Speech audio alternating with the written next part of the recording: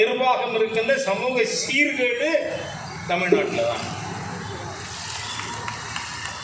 இந்தான பாருங்க, 17 வயசு பையன் கஞ்சாவை அடிச்சுட்டு 12 வயசு பையனை அடிக்கிறான் போதையில். முந்தானா சிவகங்கையில் நம்ம ஊரக பிரிவினுடைய செயலாளர் செல்வகுமார் கொல்லப்பட்டார். அவர் வீட்டுக்கு போயிருந்தேன் நான். என்ன காரணம்? இதுவும் முன்விரோதம் இருக்கா? சொந்தமா, பங்காளியா, சொத்து தகராறா? இல்லை, அந்த வசந்தகுமாரை போலீஸ் சுட்டு பிடிச்சிருக்காங்க. இப்போ அந்த நபர் கஞ்சா விற்கிறவங்க அந்த ஊரில். அதனால் ஊர் பெரிய மனுஷன் என்ன சொல்கிறாரு, டேய் ஊரில் கஞ்சா விற்காத, ஊர் கெட்டு போயிடும். நீ கஞ்சா விற்காதுன்னு என்ன சொல்லுவியா? கொண்டு விடுறேன்.